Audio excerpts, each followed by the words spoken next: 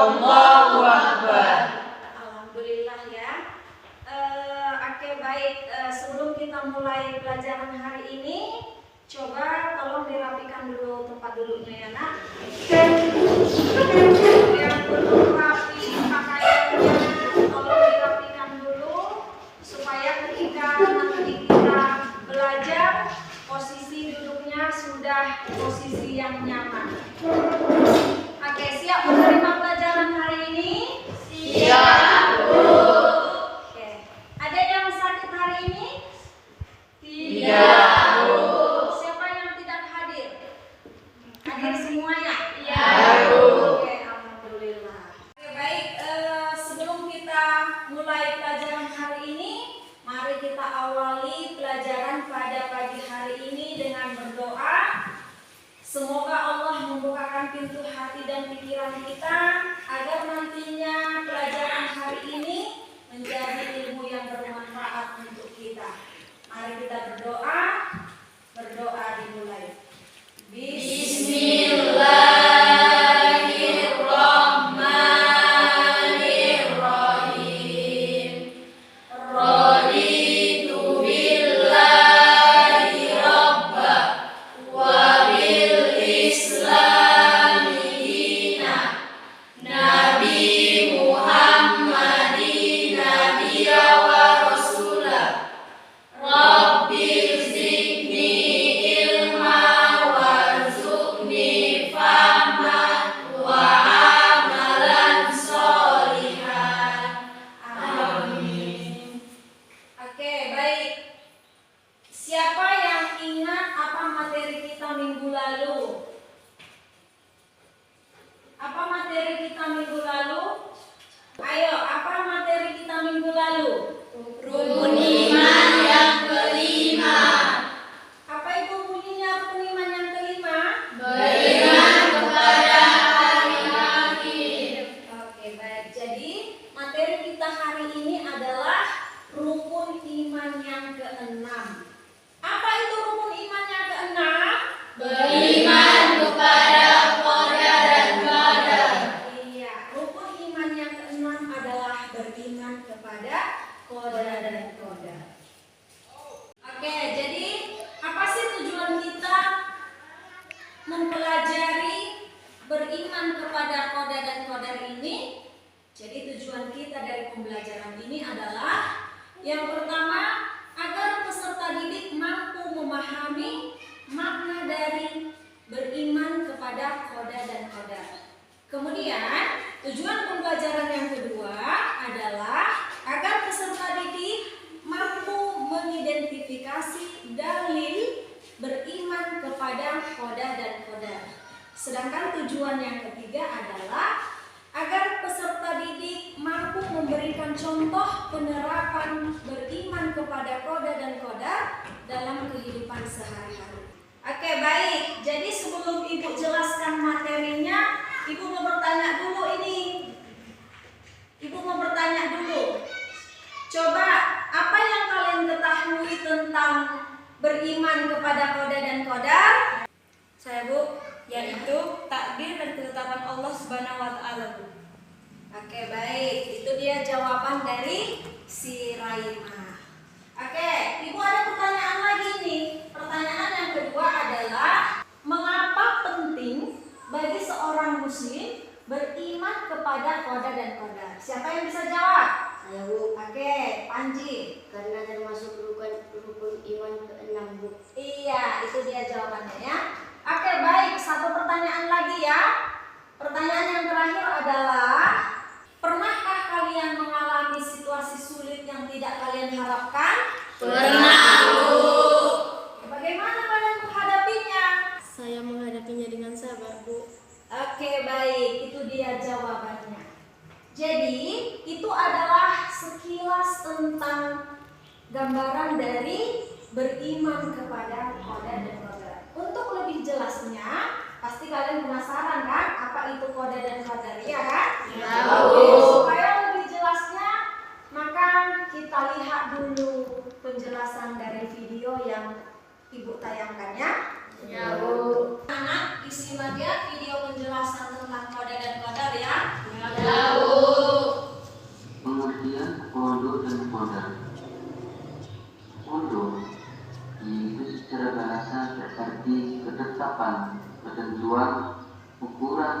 takaran atau sifat. Adapun secara istilah, yaitu ketetapan Allah yang tercatat di Lauh Mahfuz atau hafal yang terpelihara sejak zaman azal. Sedangkan qadar secara bahasa berarti ketetapan yang telah terjadi atau keputusan yang diwujudkan. Adapun secara istilah, yaitu ketetapan atau keputusan Allah yang memiliki sifat maha kuasa atau qadir atas segala ciptaannya, baik berupa takdir yang baik maupun takdir yang buruk. Ciptaan Allah ada kalanya terwujud setelah melalui proses alam atau mengikuti hukum sebab akibat, yakni disebut al-khalqu, seperti wujudnya anak karena adanya orang tua dan wujudnya harta benda karena hasil usaha manusia. Ada kalanya ciptaan Allah berwujud seketika tanpa proses, yakni disebut al-amru, kun fayakun, jadilah maka jadi. Seperti wujudnya Nabi Isa tanpa ada bapaknya. Dalam kehidupan sehari-hari, kita terbiasa menggunakan kata-kata takdir, padahal yang dimaksud adalah qada dan qadar. Macam-macam takdir atau qada dan qadar. Yang pertama yaitu takdir mubrom, dan yang kedua yaitu takdir mu'akkad. Kita akan membahas satu persatu. Takdir mubrom yaitu takdir atau ketetapan Allah yang tidak dapat diubah oleh siapapun. Contohnya, setiap makhluk pasti akan mengalami mati. Dan ini sesuai dengan firman Allah Subhanahu wa Ta'ala yang berbunyi, Bismillahirrahmanirrahim. Kullu nafsin dha'iqatul maut wa innama tuwaffawna ujurakum yawmal qiyamah. Shadaqallahul azim. Artinya, tiap-tiap yang bernyawa akan merasakan mati. Sesungguhnya pada hari kiamat sajalah disempurnakan pahala. Quran Surat Al-Imran ayat 185. Takdir yang kedua yaitu takdir mu'akkad, yaitu takdir yang masih dapat diubah melalui usaha manusia. Setiap hamba diberi kesempatan oleh Allah untuk berusaha mengubah keadaan dirinya menjadi lebih baik. Hal ini sesuai dengan firman Allah yang berbunyi, Bismillahirrahmanirrahim. Inna Allah la yughayyiru ma biqawmin hatta yughayyiru ma bi anfusihim. Shadaqallahul azim. Artinya, sesungguhnya Allah tidak akan merubah keadaan suatu kaum sehingga mereka mau mengubah keadaan yang ada pada diri mereka sendiri. Quran Surat Al-A'raf ayat 11. Contoh dari takdir mu'akkad, pekerja bisa mengubah orang yang tadinya miskin menjadi kaya. Rajin belajar bisa mengubah orang yang tadinya bodoh menjadi pintar, dan contoh-contoh yang lainnya. Perbedaan pendapat tentang qada dan qadar. Oke, baik. Itu tadi penayangan video yang berkaitan dengan penjelasan makna beriman kepada qada dan qadar. Dari tayangan video yang telah Ibu tayangkan, coba siapa yang bisa memberikan pendapatnya mengenai penayangan video yang ditayangkan di depan? Ayo, siapa coba? Saya, Bu. Oke, baik, Lydia. Pendapat saya tentang materi dari video tersebut adalah salah satu rukun iman yang wajib diyakini setiap muslim.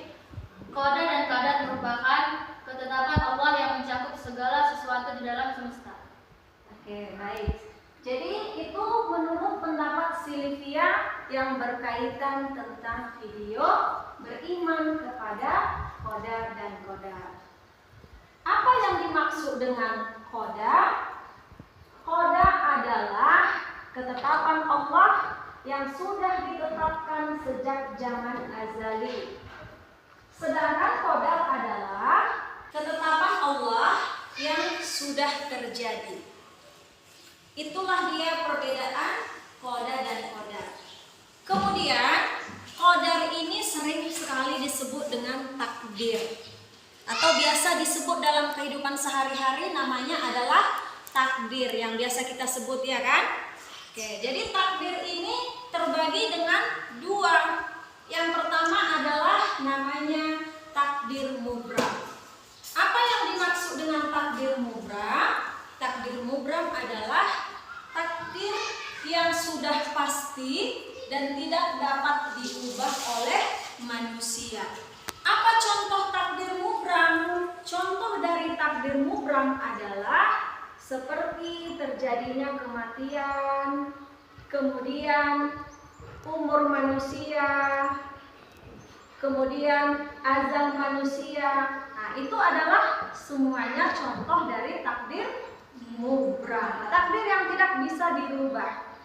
Contohnya lagi, kalau misalnya kita lahir ke dunia ini sudah ditetapkan umur kita 40 tahun. Maka ketika kita sudah berumur 40 tahun, sudah habis waktunya, maka kita akan meninggal. Itulah contoh dari takdir mubram, ya. Kemudian takdir yang kedua adalah takdir mu'allaq. Apa yang dimaksud dengan takdir mu'allaq? Takdir mu'allaq adalah takdir yang masih dapat dirubah. Apa contoh yang bisa dapat dirubah? Seperti kepintaran, kebahagiaan, kesejahteraan. Nah, itu semua termasuk contoh dari takdir mu'allaq. Bagaimana cara mengubah takdir mu'allaq ini? Pasti dibutuhkan yang pertama adalah dengan doa. Doa dapat mengubah takdir. Kemudian yang kedua, dengan cara apa kita mengubah takdir mu'allaq ini? Yang kedua adalah dengan ikhtiar. Apa yang dimaksud dengan ikhtiar? Adanya usaha yang sungguh-sungguh. Kalau kita pengen pintar, pengen juara di sekolah, maka kita harus berusaha. Apa usaha yang kita lakukan? Belajar dengan sungguh-sungguh, tekun kita dalam belajar, kita mengerjakan PR. Nah, itu adalah salah satu bentuk ikhtiar untuk mengubah takdir kita.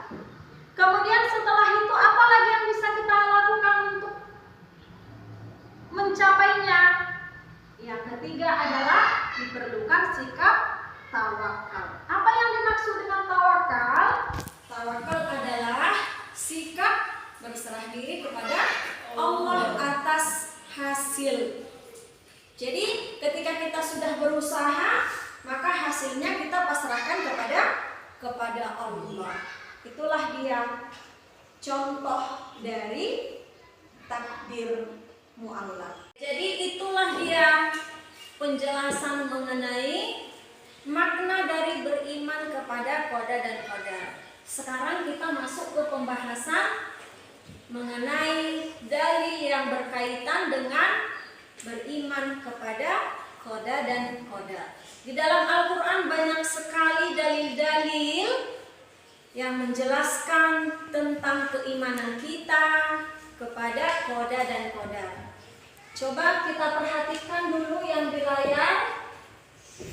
Ini adalah dalil yang berkaitan dengan takdir mubram. Apa bunyi atau isi dari dalilnya? Nah, di sini terdapat Al-Quran surah Ali Imran ayat 185 yang bunyi artinya adalah tiap-tiap yang bernyawa akan merasakan mati. Sesungguhnya pada hari kiamat sajalah disempurnakan pahala.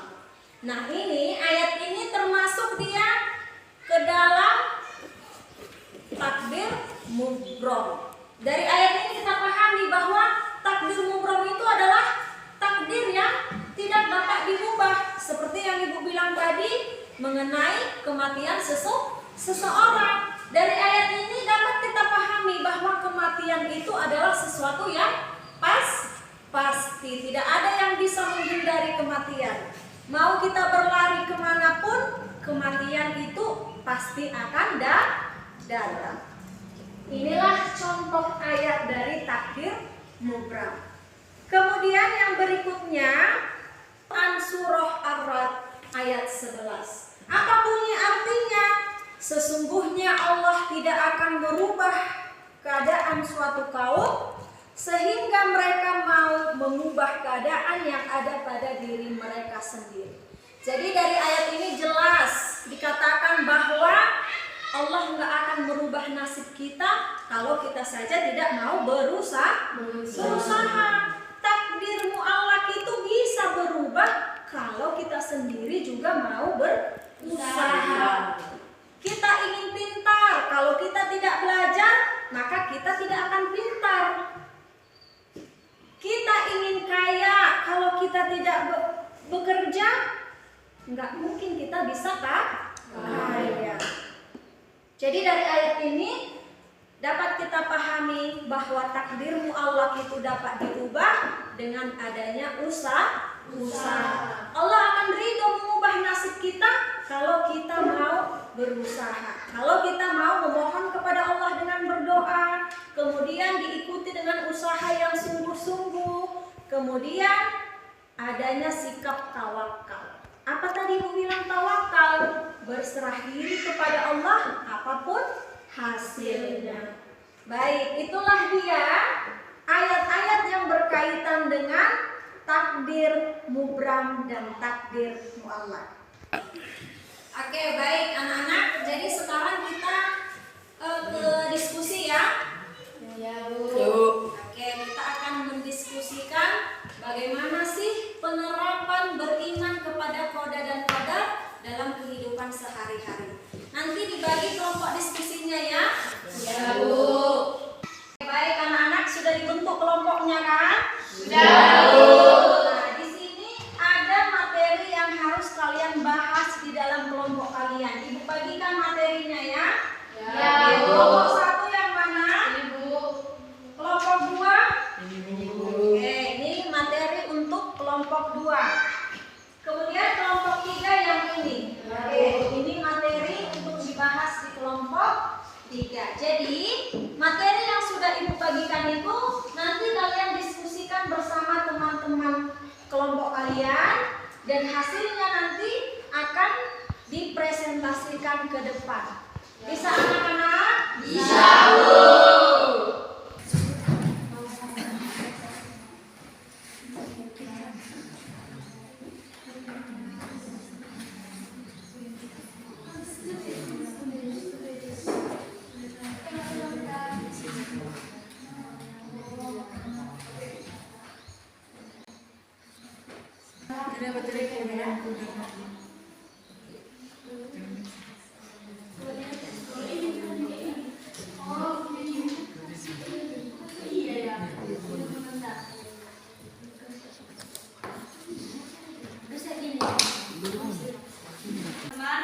Waalaikumsalam warahmatullahi wabarakatuh.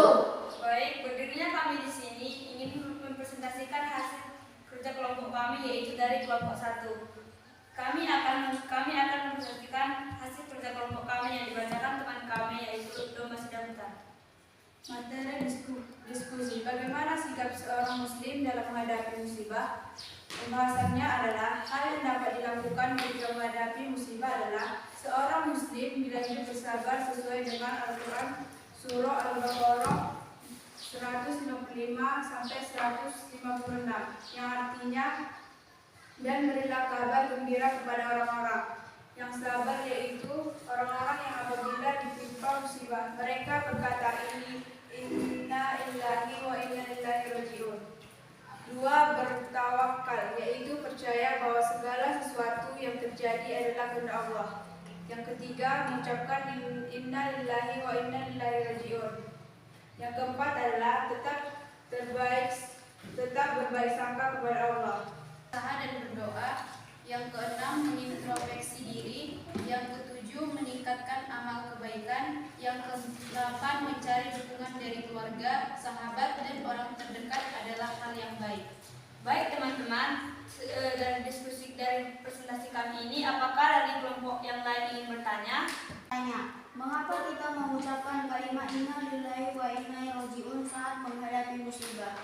Jawabannya adalah karena kalimat inna lillahi wa inna ilaihi raji'un merupakan bentuk penguatan bahwa segala sesuatu milik Allah dan akan kembali kepada Allah. Apakah ada yang ingin bertanya lagi?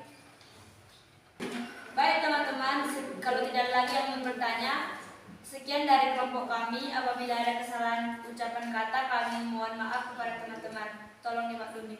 Saya tutup dengan Assalamualaikum warahmatullahi wabarakatuh. Waalaikumsalam warahmatullahi. Kami dari kelompok 2 ingin mempresentasikan hasil kerja kelompok kami. Kami akan mempresentasikan kerja kelompok kami yang dibaca oleh kawan kita Arya. Bagaimana cara menghadapi takdir yang tidak sesuai harapan? Menerima takdir dengan ikhlas. Yakni bahwa yang Allah tetapkan pasti ada kebaikan. 3. Bersabar dan tidak berputus asa karena ujian adalah bentuk kasih sayang Allah untuk menaikkan derajat hambanya. 4. Sesuai dengan surat Al-Syirah ayat 6 artinya bersama kesulitan dan kemudahan. Dan terus berusaha. 5. Mengambil hikmah dan belajar dari kejadian. 6. Meningkatkan ketaatan kepada Allah. 7. Yakni akan rencana Allah dan takdir. Hanya ini hasil presentasi kami. Jika ada salah mohon maaf. Assalamualaikum warahmatullahi wabarakatuh. Waalaikumsalam warahmatullahi wabarakatuh. Kami dari kelompok 3 akan mempresentasikan hasil kerja kelompok kami. Dia akan membacanya.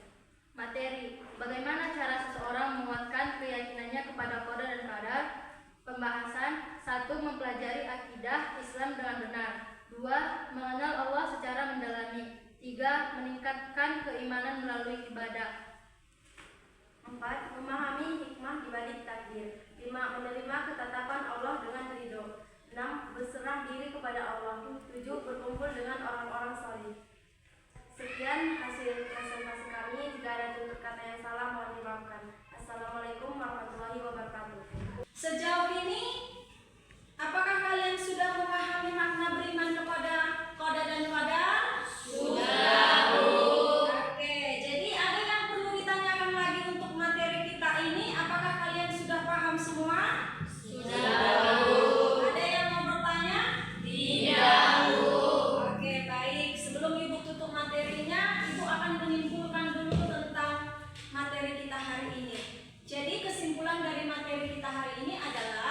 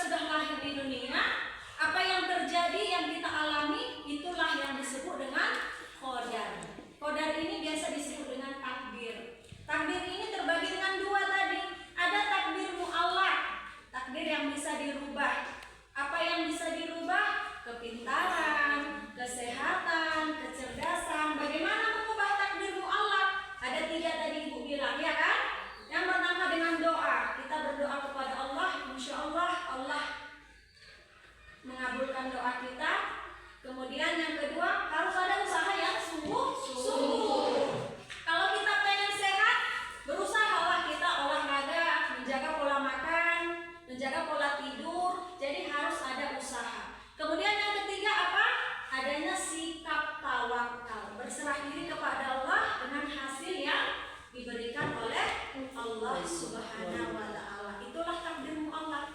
Kemudian ada namanya takdir mubrah. Takdir mubrah ini nggak bisa dirubah-rubah, nggak boleh dirubah-rubah karena ini sudah pasti. Apa itu yang pasti? Kematian. Jadi semua yang bernyawa pasti akan mati atau meninggal. Nah, itulah dia sedikit kesimpulan tentang materi kita hari ini. Jadi untuk materi kita minggu depan masih berkaitan dengan rukun iman yang keenam.